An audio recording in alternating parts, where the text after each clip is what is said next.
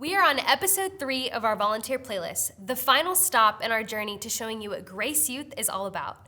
In this episode, we want to focus on the belong component of our culture statement. Remember that we want to be a ministry for every student and volunteer to call Grace Youth their family. No matter the background, whatever your story, we have a place for you.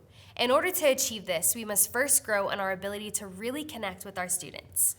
When it comes to relating with students, there are many ways we can do it, but ultimately true connection comes from a place of love, care, and trust. In this video, we will talk about 3 specific areas to help you succeed in building lasting relationships with your students. To be a successful youth volunteer, you must first know your why. Why are you here? What made you interested in serving? Are you called to invest in the next generation? Are you committed to the assignment? Are you passionate about seeing students come to know the Lord? Time and time again, Jesus has set the example for us on how to love the unlikely. We see it plainly in Matthew 8, 1-4. In verse 1, it actually says, when Jesus came down from the mountainside, large crowds followed him. A man with leprosy came and knelt before him and said, "Lord, if you are willing, you can make me clean." Jesus reached out his hand and touched the man.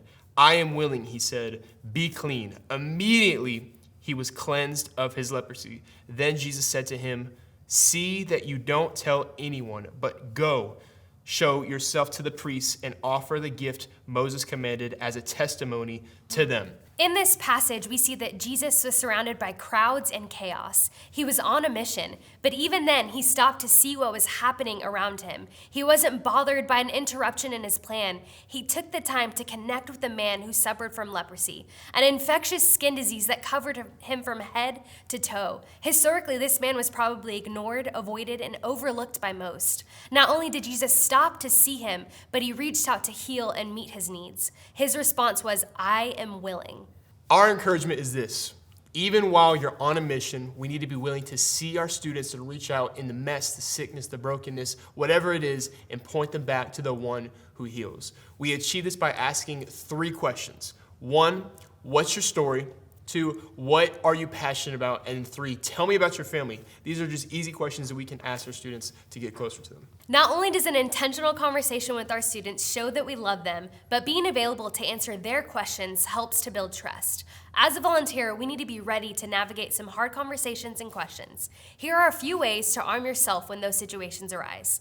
Be calm, be a good listener, and be honest. Yeah, we may not know every answer to the questions that are being asked, but more importantly, it's okay to not know. We build trust between us and our students when we're honest about what God has done and is doing in your life. So we don't need to be polished on how we walk our faith, but we need to just keep it real. Lastly, we want to challenge you to be relatable and available in your connection. This is a youth ministry. We need people committed to showing up predictably, mentally, and willingly for our students. Be ready to show up on Wednesdays and navigate hard conversations, but also be willing to show up and have a good time. Jesus continues to teach us in Matthew 9 that the harvest is plentiful and the laborers are few. Let's start in verse 35. It says, "Jesus went throughout all the cities and villages, teaching in their synagogues and proclaiming the gospel of the kingdom and healing every disease and every affliction. When he saw the crowds, he had compassion for them, because they were harassed and helpless like sheep without a shepherd. Then he said to his disciples, 'The harvest is plentiful, but the laborers are few.